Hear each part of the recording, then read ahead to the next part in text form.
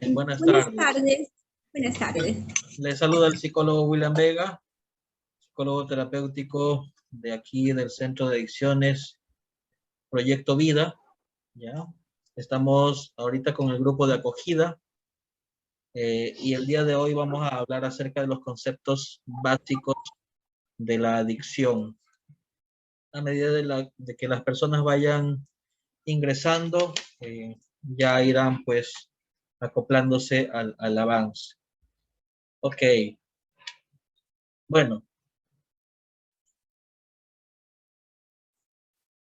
Vamos a hablar un poquito acerca de los estadios progresivos que se dan hacia la adicción, ¿no? Hay que tener en cuenta de que las personas que empiezan en el consumo de sustancias psicoactivas, entre ellas alcohol y drogas, empiezan por un uso recreativo, ¿no? Un consumo experimental, ¿no? De estas sustancias psicoactivas. Eh, eh, Aquí lo especifica, ¿no? Que es un contacto inicial con la sustancia que puede ser abandonada al cabo de un tiempo o no tener continuidad en su uso, ¿no? Siempre y cuando obviamente haya de por medio una psicoeducación, haya una disciplina, haya un hogar funcional que siempre trabaje en la parte preventiva y que eso no se genere o no se dé una continuidad en la persona, ¿no? Que puede ser pues un joven, un adolescente, un joven, un adulto y hasta una persona de la tercera edad. Si bien es cierto, las drogas pues no miden, ¿no? Nada de eso. El segundo punto es de que es un consumo que se relaciona mucho con el tiempo libre y las actividades de ocio. Cuando las personas vienen aquí a un proceso de internamiento, uno de los factores que nosotros encontramos o detectamos en ello es de que no tienen una disciplina, ¿no? No hay responsabilidades en ellos, lo que genera y origina de que ellos pues en este espacio de ocio, en este espacio de tiempo libre, puedan pues estar en estas malas juntas y empiecen con el consumo experimental. Normalmente esos primeros contactos se producen por curiosidad y o por presión social, ¿no? Ya sean los amigos, los compañeros, ya sea en una institución educativa, ya sea en un ámbito laboral, ¿no? O de repente en la parte universitaria, ¿no? En algunos casos, este inicio de consumo se da por problemas que se puedan dar en el círculo familiar, ¿no? Y por eso es necesario de que nosotros evaluemos cómo está nuestra dinámica familiar, ¿no? Cómo nos estamos relacionando, en qué aspectos quizá nos está costando el hecho de tener una buena relación. Primero entre padres, porque consideramos de que los padres como eje principal de la familia deberían tener una buena comunicación, una adecuada relación y no permitir que quizá estas diferencias, este, o las pequeñas peleas o discusiones que son normales y habituales en una relación, vayan calando a tal punto de que eso sea visualizado por los hijos, ¿no? Que suele pasar mucho, ¿no? Muchos de los jóvenes que hoy tenemos aquí han podido percibir este tipo de discusiones que en algunos casos suelen ser mayores a tal punto de una agresión verbal o en algunos casos de una agresión física y de la cual tendremos que tener bastante cuidado. No sé si hasta ahorita alguien pueda dar un pequeño compartir acerca de ello, sobre este último punto.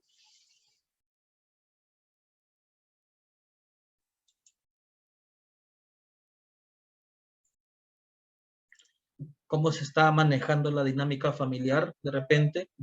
¿Están todos bien? ¿Están todos funcionales? ¿La relación en la familia, en la pareja y con los hijos está todo bien? ¿O es que de repente quizá también eso puede ser uno de los detonantes, ¿no? Y hay que tener bastante cuidado, ¿ya? Ok, bueno, si no hay un comentario, seguimos. Luego del consumo ya experimental, ¿no? Viene ya lo que es el abuso, ¿no? Del consumo de sustancias. Dentro de ellos obviamente está el aumento en la frecuencia y en la intensidad del consumo de la sustancia, ¿no? Ya empiezan a consumir de manera más concurrente, más frecuente, ¿no? Se empieza a desarrollar la tolerancia, es decir, de que ellos, para generar este nivel de placer, ¿no?, necesitan aumentar cada vez más la dosis, ¿no? ¿No? ¿Para qué? Para que puedan llegar al placer, al éxtasis que ellos están experimentando. Es decir, el cuerpo empieza a ser tolerante. Por eso de que ellos empiezan a buscar cada vez más y más drogas. Por eso de que el consumo se tiende a tornar compulsivo, ¿no? Cada vez empiezan a consumir más drogas y por eso se llega a la adicción, obviamente. Se establece una manera de utilizar la sustancia en unos horarios definidos, una secuencia a lo largo de la semana, en lugares concretos donde se consume, etcétera. Es decir, hay un patrón de consumo. Yo no sé si ustedes habrán podido darse cuenta de que en los familiares que ustedes tienen, eh, al inicio ustedes no logran detectar eso, no lo detectan. Cuando ya ustedes se dan cuenta, cuando ya empezó a dejar el trabajo, cuando ya empezó a abandonar el estudio, cuando ya ustedes lo ven que está llegando todo desalineado, ¿no? Cuando ya la sustancia está bastante avanzada. Pero cuando ellos están en un abuso de consumo de sustancias, ellos manejan la situación todavía. Para pasar desapercibidos, lo que ellos buscan es manejar sus horarios. En horarios obviamente en los que no choque con el trabajo, con el estudio, horarios en los que los padres o la familia no se den cuenta, ¿no? Todas esas cosas ellos los empiezan a manejar de manera primaria. Empiezan a presentarse algunos problemas en algunas áreas de la vida de la persona, ¿no? Ahí empiezan a aparecer, ¿no? De repente están teniendo un poquito en el bajón académico, empiezan a tener algunas notas bajas, ¿no? Empiezan a descuidarse. De repente en el trabajo ya empiezan a llegar un poco más tarde. En lo que es la familia ya hay un distanciamiento o un aislamiento en el caso de la persona. Y empiezan a darse consumos en sustancias en las que hacerlo puede ser peligroso, ¿no? Es decir, ya estas personas empiezan a ponerse en riesgo, ¿no? Si, por ejemplo, manejan un carro y empiezan a manejar en estado de ebriedad. Si se exponen a las calles, lo hacen sin evaluar un riesgo, sin evaluar una consecuencia, ¿no? La dependencia, ¿no?, ya es el consumo para hacer regular y la tolerancia aumenta. Es decir, como lo decíamos antes, ¿no?, ya ellos buscan cada vez consumir en mayores cantidades y la intensidad también va aumentando, ¿no? Si antes los hacían 2 veces a la semana, empiezan a hacer interdiario, o si no, lo empiezan a hacer todas las noches, ¿no? Lugares, obviamente, en las que ellos también puedan estar con otras personas. Hay la ausencia de recursos psicológicos para enfrentar las crisis. Ya no hay un manejo de emociones, ¿no? Ya no lo controlan ellos. Ya empiezan a dejarse llevar, pues, por esta necesidad del consumo.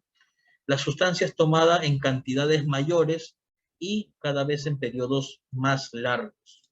Empiezan a haber intentos un poco o con nulo éxito de controlar o interrumpir el consumo, ¿no? Y por más que ellos desean dejar de consumir, ya están sumergidos en una dependencia. Aparece el craving, que es algo que lo vamos a tratar más adelante, ¿no? Se dedican cada vez más tiempo a actividades relacionadas con la obtención y el consumo de las sustancias, ¿no? Se reducen las actividades sociales, empiezan a aislarse cada vez más, ya empiezan a abandonar la parte laboral, ¿no? Si es que había una parte académica, también la empiezan a dejar de lado. Se consume a pesar de ser consciente de los problemas que le comportan, ¿no? Es decir, ellos saben de que el consumo de sustancias psicoactivas va a traer consecuencias negativas. Sin embargo, se dejan llevar mucho por esa demanda, por esa necesidad, ¿no? Entonces, se consume a pesar de esa conciencia que puede generar. Y es el incremento de la necesidad del consumo para obtener el efecto deseado, ¿no? Ok. Y obviamente, pues llega a la adicción, propiamente dicho, que es la incapacidad ya de dejar el consumo de sustancias, la incapacidad para mantener la abstinencia, la pérdida del control de impulsos, el deseo intenso o la ansia de consumo, que es el craving, la dificultad para reconocer las consecuencias derivadas, ¿no? Y las respuestas emocionales disfuncionales en las relaciones interpersonales. Ya la persona se vuelve bastante intolerante, impaciente, en la que ya solamente busca saciar su consumo, esa necesidad que ellos vienen a experimentar. Entonces, hablábamos en la parte inicial acerca de la tolerancia, ¿no? En este caso, la tolerancia a las drogas es un proceso a través del cual una determinada dosis de droga va produciendo un efecto progresivamente menor, ¿no? A medida que se va repitiendo su administración, ¿no? O lo que es lo mismo, es un proceso que obliga a un aumento progresivo de la dosis, ¿no? El objetivo, obviamente, es encontrar el mismo nivel de placer, ¿no? De que ellos puedan sentirse satisfechos y saciados, ¿no? Solo de que el cuerpo cada vez va tolerando más, va aceptando más, ¿no? Es como que llegamos a una droga, y es lo mismo que pasa con las medicaciones, ¿no? De repente, en algún momento te dan algunas pastillas, pero llega un tiempo en la que tu cuerpo recibe las pastillas y no hay ningún efecto, ¿no? No hay ningún cambio. Por eso es de que ya es necesario implementar medicaciones más fuertes para que hagan efecto en la recuperación del paciente. En este caso, en las adicciones, pasa lo mismo. Las personas que consumen están siendo cada vez más tolerantes a las drogas, y por eso de que empiezan a incluso mezclar drogas o empiezan a consumir drogas más fuertes, ¿no? El síndrome de abstinencia, ¿ya? Es una serie de reacciones físicas y psicológicas que aparecen cuando una persona que sufre adicción a alguna sustancia psicoactiva deja de consumirla. Y tiene como características principales, ¿no? Por ejemplo, si hay un síndrome de abstinencia alcohólica, puede presentar una taquicardia, una sudoración, insomnio, temblor en las manos, agitación, ansiedad, alucinaciones y hasta convulsiones, ¿no? Cuando una persona deja de consumir, puede presentar eso. Lo puede presentar en un lapso de días, de semanas y hasta en algunos casos de meses. Cuando ya hay un síndrome de abstinencia por sustancias psicoactivas, y entre ellas están todas las derivadas, ¿no? Ya hay un estado depresivo, hay insomnio, frustración, ira, ansiedad, dificultad para concentrarse, inquietud, disminución de la frecuencia cardíaca, aumento del apetito o de peso, dolor de cabeza, náuseas, sueño, cansancio, fatiga. Las personas empiezan a presentar pesadillas o problemas de sueño, sudoración, y hay una rigidez muscular. Las personas que de manera voluntaria deciden dejar el consumo, empiezan a presentar pues estos aspectos o esta sintomatología a nivel fisiológica y a nivel psicológico, ¿no? Por eso de que cuando ya no pueden más, vuelven a consumir, ¿no? Y siguen, ¿no? Con el consumo compulsivo. Por eso de que ya ellos son derivados pues a un internamiento, como es en este caso, ¿no? Las familias que ustedes tienen aquí, y que pues bueno, hay que ser conscientes de que pues ya ha pasado a un grado mayor, y por ese motivo es de que ustedes han visto, digámoslo así, en un afán de amor por ese familiar, ver una posición o una posibilidad para que ellos puedan mejorar y puedan recuperarse, ¿no? La idea es obviamente de que ellos lleguen a un mantenimiento. El craving, que es el deseo o la ansia de consumo que se presenta ante un periodo corto o largo de abstinencia, y está muy relacionado a la ansiedad, y que si no se realiza, se produce un proceso de sufrimiento físico o mental, ¿no? Las personas que dejan de consumir por periodos cortos, prolongados, presentan estos cravings, ¿no? Y estos son eventuales, no son específicos, ¿no? No quiere decir de que van a estar planteados específicamente cada 3 días o la semana, y a veces pueden pasar meses, ¿ya? No, después, ¿ya? Entonces, el craving es un componente importante de la dependencia a las drogas, puesto que tiene un papel muy importante en las recaídas y en la continuidad también del consumo, ¿no? De manera posterior. Y hay que tener en cuenta que el craving es un fenómeno que forma parte de la adicción, ¿no? Es decir, ellos en algún momento o en cualquier momento van a experimentar eso, ¿no? Van a experimentar esta ansiedad, ¿no? Esta ansia de consumo, ¿no? Y eso es muy habitual, pues, cuando nosotros tenemos aquí los pacientes, de que ellos estén con esa ansiedad, ¿no? Les dan esos cravings, ¿no? De repente, quizá ustedes en algún momento habrán podido experimentar cuando sus familiares en algún momento hayan dejado el consumo, ¿no? Les habrán dicho, ¿no? Que tienen esos deseos, esa ansiedad, esa necesidad de consumo, ¿no? Es muy probable. Muy bien. Entonces, ¿cuán importante es de que nosotros como familia detectemos eso, ¿no?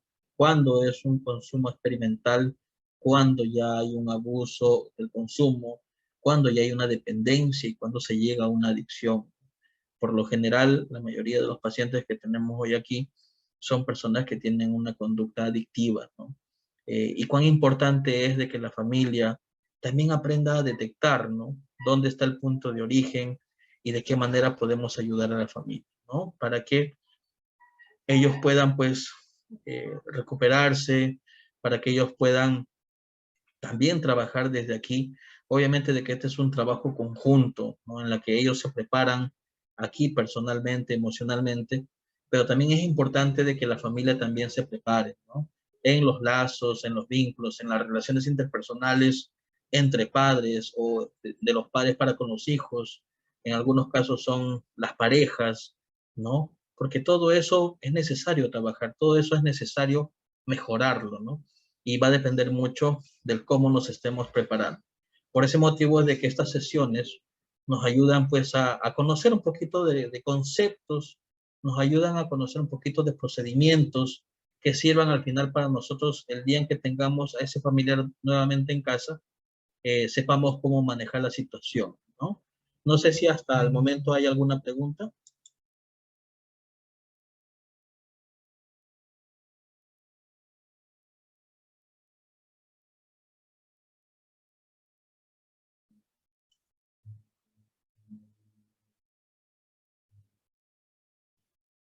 Creo que hemos estado teniendo algunas dificultades con el audio, ¿no? De repente la señal ha estado un poco inestable, no sé si es el internet de allá, pero básicamente lo que se busca es eso, ¿no? Busquemos en lo posible tomar bastante conciencia de ello. Esta es una enfermedad que de verdad nos va a acompañar toda la vida y de la cual nosotros exhortamos a las familias que trabajen bastante responsablemente, ¿no? Yo sé que la vida no es fácil, sin embargo hay que ver la forma en la que podamos ayudarnos entre todos. Primero, para que la dinámica familiar sea buena. Segundo, para que nosotros teóricamente sepamos cómo se dan las adicciones. Y tercero, para que pues podamos ayudar a este familiar, ¿ya? No sé si hay alguna pregunta hasta el momento. ¿Familiares de quiénes están aquí? Tenemos 15 De participantes. César Condeso. Ah, muy bien. ¿Qué tal? Ok, familiares de César Condeso, ¿no? Eh, a veces pasa lo siguiente, ¿no? Por ejemplo, en el caso de Condeso, ¿no? En algunos casos nosotros también tenemos que aprender a detectar de que hay algunos empleos, algunos trabajos que no van a ir acorde eh, a lo que nosotros queremos, ¿no? Si en el caso de repente de nuestro hijo, queremos de que deje las sustancias y su trabajo está muy relacionado porque de repente tiene que ver con eventos, shows, qué sé yo, también en algún momento tenemos que poner un alto, ¿no? Y es algo que también ellos lo aprenden acá, a que ellos puedan poner en balanza qué es mejor y qué es primario, ¿no? O su recuperación o la parte materialista, ¿no? Que es el dinero. Entonces ellos tienen que darle prioridad a eso, ¿no? Teniendo en cuenta que algunos tienen familia, tienen una esposa, tienen un hijo y tienen que pues darle prioridad a eso, ¿no? Así que hay que tener bastante en cuenta ese aspecto, ¿ya? Buenas tardes, yo soy familiar de Cristian. Quería consultarle qué anécdota o qué experiencia tienen ustedes de los jóvenes que han estado en el centro de rehabilitación ¿En qué porcentaje hay jóvenes que han salido de esta adicción? Nosotros por lo general, en base a la estructura que nosotros contamos, de 10 pacientes, 3 hasta 4 pacientes logran reinsertarse nuevamente en la sociedad. Ahora, eso puede variar y puede depender de muchos factores en sí, ¿no? Depende primero de la dinámica familiar, algo que tocábamos en la parte inicial. Depende de la conciencia de enfermedad, de cuán consciente es la persona sobre la adicción y del cómo desean ellos cambiar. Porque hay algunos que están con este grado de autosuficiencia y piensan de que pueden manejar las cosas, ¿no? Y no pasa hasta cuando ellos recaen. Cuando ellos recaen, se dan cuenta de que esto no es cosa de juego, ¿no? De que se han metido en un callejón bastante complicado, bastante complejo, ¿no? Y que necesita de mucha más responsabilidad, necesita de mucho más compromiso. Y bueno, también están sumergidos también los que están ahí, ¿no? Es decir, la familia que lo acompaña, ¿no? Son las personas encargadas de poder ayudarlo a que se pueda recuperar. Por eso es que nosotros primariamente buscamos de que el paciente busque tener una recuperación personal más que una motivación prestada, ¿no? Porque por lo general a veces encontramos de que algunos pacientes buscan recuperarse y dicen, no, ya está bien mamá, para que tú estés tranquila, me voy a recuperar, para que tú estés bien, yo también voy a estar bien. No es así. Hay que tener en cuenta de que la familia es una motivación prestada. En algún momento ellos ya no van a estar, ¿no? Y son ellos que tienen que luchar con sus intolerancias, con su soberbia, con la parte conductual. Son ellos los que tienen que trabajar en ese aspecto, porque al final quienes llevan la adicción son ellos. Entonces, si bien es cierto, nosotros tenemos una estadística que manejamos, consideramos de que la otra parte, la más fundamental, muy al margen del programa, muy al margen de los profesionales, de los recursos, de las estrategias que se le pueda brindar, la parte más importante la pone el paciente, ¿no? En su deseo de cambio, en su intención de cambio, en el reconocimiento de la enfermedad. Personas que quizá al inicio tienen esa voluntad, esa iniciativa de decir, necesito una ayuda, necesito internarme, pero ya cuando ellos están aquí a veces dan un paso atrás y dicen, no, ya no quiero, yo vine voluntario y voluntario me quiero ir. Y no es así, no se dan cuenta de que es un trabajo más minucioso, de las cuales ellos tienen que trabajar mucho, la perseverancia, la tolerancia y la conciencia de enfermedad. ¿Ya?